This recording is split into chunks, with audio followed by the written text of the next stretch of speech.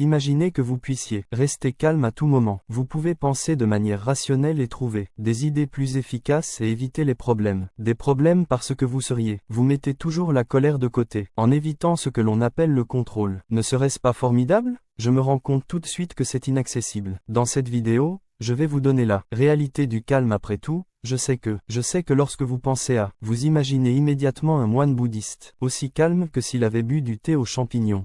Mais soyons réalistes, s'agit-il d'un personnage ou simplement quelqu'un qui s'est si isolé de la société qu'il n'a pas de responsabilité? Responsabilité et stress, mais comme vous qui devez payer les factures, faire face à la circulation, de la circulation en ville et de traiter avec des idiots, vous finissez par rester loin de l'idée d'être un moine. Je vais vous enseigner comment pratiquer le calme au mieux, et en fonction de votre contexte réel. Alors, passons aux choses sérieuses. Tout d'abord, vous aurez toujours de la colère. Il vous arrivera toujours d'être stressé et de vous mettre en colère pour quelque chose. Vous mettre en colère pour quelque chose, mais vous voulez savoir qu'il y a un moyen de la minimiser. Je vais vous dire tout de suite ce que je fais. Je vais vous dire tout de suite ce que je fais habituellement. Contrôle, il m'a fallu quelques mois, mais la première stratégie est la suivante. Chaque fois que vous êtes en colère et presque influencé par cette émotion à faire quelque chose de stupide ou à dire quelque chose. Faire quelque chose de stupide ou dire quelque chose, causer des problèmes, vous pensez, cela vaut la peine, me stresser encore plus, et réfléchissez sérieusement à cette question et essayez d'y répondre avant de prendre une décision. Et agis, car je peux te garantir une chose, si vous laissez sortir cette colère, par l'action, vous ne ferez que l'étendre, et vous serez encore plus en colère, que ces actions peuvent conduire à d'autres problèmes. Et vous avez déjà tout vu. La grande question est de se poser cette question parce que, au moment où vous vous demandez si cela en vaut la peine ou non, vous êtes déjà en train de vous demander si cela en vaut la peine.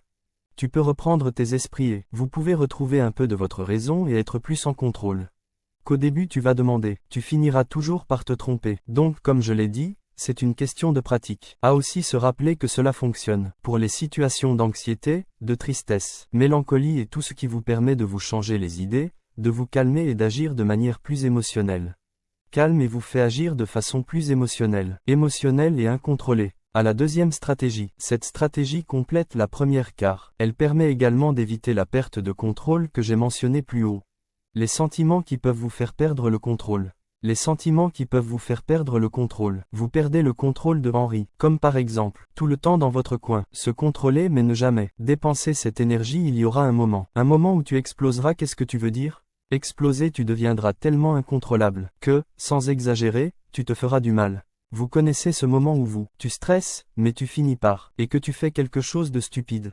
Et c'est tellement moche et mauvais que ça aurait été mieux. Mauvaise attitude qu'il aurait mieux valu. Aurait été mieux. Les autres fois, tu as maîtrisé tes émotions. Qu'est-ce que je dois faire? Je dois me contrôler chaque fois que j'en ai envie afin de ne pas. Je dois me contrôler chaque fois que j'en ai envie pour ne pas perdre cette énergie et devenir encore plus incontrôlable.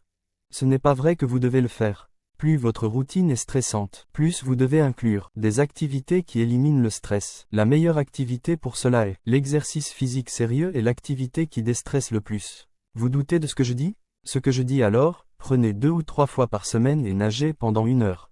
Quelques fois par semaine et nagez pendant 1 heure dans une piscine et voyez comment vous vous détendez. Mais si vous passez tout votre temps à l'attendre à l'intérieur de vous, vous n'aurez pas de mal à vous détendre et à vous relaxer.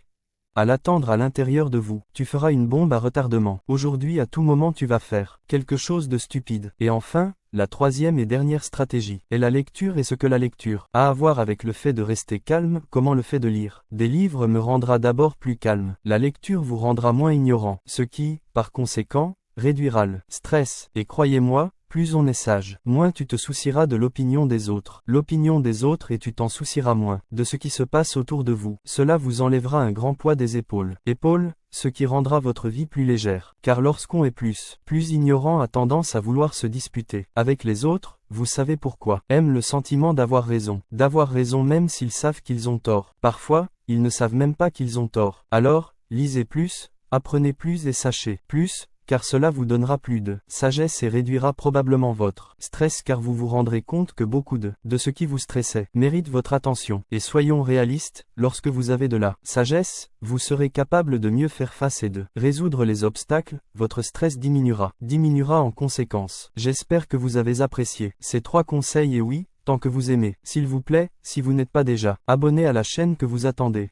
Après tout, ça ne coûte rien de trop beau. Merci beaucoup pour votre attention et à bientôt. Attention et à bientôt.